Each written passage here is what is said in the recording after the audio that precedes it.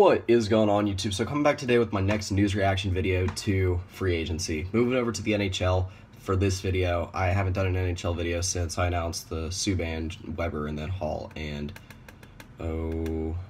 Adam Larson trade. So I wanted to just wrap up a big first day and a half of free agency so far for the NHL. I got 19 transactions that I'm going to cover in this video. There were 129 players signed yesterday, so I'm going to put a link to what I've found is the best free agency tracker for the NHL in the description below. Again, if you're a big hockey fan, you probably already heard a lot of these. The NBA kind of overshadowed hockey for the first day of free agency, but that's probably just because the NBA is bigger overall in the U.S. But hockey had an enormous day yesterday. So, start off the first signing, which is the biggest one, and that is Milan Lucic to the Edmonton Oilers. The consensus seems to be that it is a good move, but it does not. It's kind of confusing, too. I mean, you get rid of Taylor Hall, and you just bring in more scoring. I mean, a tougher guy than Taylor Hall, but, overall a good move, because, I mean, I guess in the end they do pick up Milan Lucic and Adam Larson for Taylor Hall, which I guess together would be a pretty even trade. So, next one is David Backes to the Boston Bruins. Seems like a good move in my mind. The Bruins can get back on track, add a little bit of depth at the wing spot. I like the move. Let me see if I can find the contract on here. Victor Hedman went to the, was re-signed to the Tampa Bay Lightning for 8 years, $63 million. Hedman, one of the best defensive stars in the game today. I like the move. They get to keep the guy there. I'm not going to go too in-depth into it. I forgot to list it here, but they also re-signed Andrei Vasilevsky, so they do have a good set of goalies. I mean, you got two guys that could definitely start for most teams. So, next move is Troy Brouwer to the Calgary Flames. I like the move. Brouwer had a big postseason this year, and if the Flames do get back next year, then he'll definitely be some added experience and help just to a team that's pretty young right now. So, James Reimer to the Florida Panthers. Gives Panthers someone to back up Luongo. Not much to say about that one in my mind. Frans Nielsen to the Detroit Red Wings. Again, they get to add some offensive depth. I like the move. Two guys, Jason Chimera and Andrew Ladd to the New York Islanders. I really like the Ladd signing. They got him for a little bit expensive in my mind. I believe it was $6 million a year, $5.5 million a year. I believe he was wanting $6 million, but in my mind, I don't know. I like the deal because the Islanders are an improving team right now, and it adds experience to the team. But they did lose Okposo. And I don't know if it's an even trade-off. I don't know. If you got any opinions about that, definitely let me know. And like I said, they also got Chimera, I believe, $2.25 million a year for 2 years. So next one is Loui Eriksson to the Vancouver Canucks. I like the move. Vancouver does need a lot of help right now, though. Eric Staal to the Minnesota Wild, 3 years, $10.5 million. I am from Raleigh, so I grew up watching Eric Staal. Not necessarily the biggest Eric Staal fan. I think he was a little bit overrated, and still might be.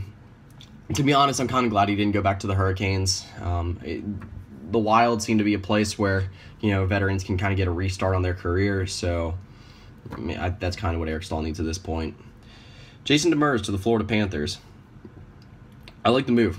Demers was one of the best free agents available in this round of free agency. I believe they got him for 5 years, $22 million, so not a bad deal, and I think he was the best free agent left for today, when today started. So, Kyle Okposo to the Buffalo Sabres. I really like this move. This is a Buffalo Sabres team that's getting better very, very quickly, and adding a guy like Okposo, 28 years old in his prime, good move in my mind. Jamie McGinn to the Phoenix Coyotes, Arizona Coyotes, I guess. Whatever they want to call themselves. I believe it was 3 years, $10 million. Yeah, that was definitely it. Arizona Coyotes. Why did I say Phoenix? I guess I'm just used to the old team. Yeah, 3 years, $10 million. Good move. Busy day for the Coyotes yesterday. They made, let's see here, 1, 2, 3, 4, 5, 6, 7, 8, 9 signings. McGinn being the biggest of those. They also got Kevin Connaughton, or re-signed him. Okay, so they re-signed 3 guys, brought in, looks like 7 new. But yeah, McGinn best signing. Busy day for the Coyotes. We'll see if that is able to help them propel in the right direction. So, next one, Stempniak to the Carolina Hurricanes. Sometimes those veteran signings to the Hurricanes work out, sometimes they don't. The Canes had a rather silent day yesterday. This is a team that's building around a defensive core, so adding the veteran scoring is definitely going to help. So, Hamhuis to the Dallas Stars. I really like this one. The Dallas Stars didn't have much money to use, but they needed to add a value defenseman that could provide pretty heavy minutes, and Hamhuis is that guy.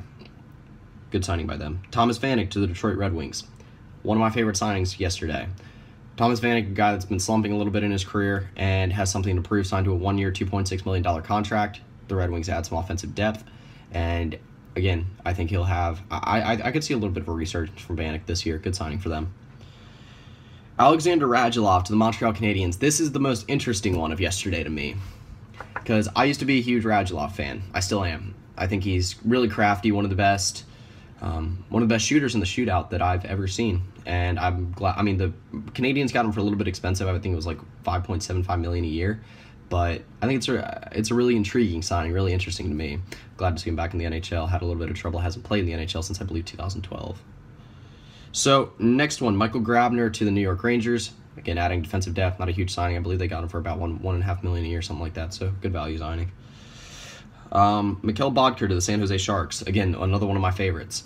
The Sharks didn't need to add too much offensive depth, but they had a guy that's a 50-point-a-year type player. Had 50, I believe, exactly 50 points, maybe 51 last season. So, good signing there. And then David Perron going back to the St. Louis Blues. Not much to say about that. So, interesting first day of free agency for the NHL.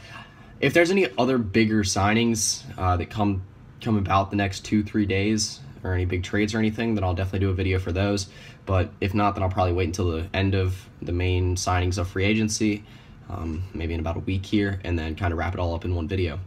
I'll also be coming back later today with today's wrap-up for whatever signings happen for NBA free agency. And also, like I said, I'll put the link in the description below for all the signings, or for the free agent tracker that I've been using. It's a good one. It's been up to date, really good. And then I'll also put I'll probably put all the things I listed in the description below as well. So check that out. But that's pretty much it. See ya.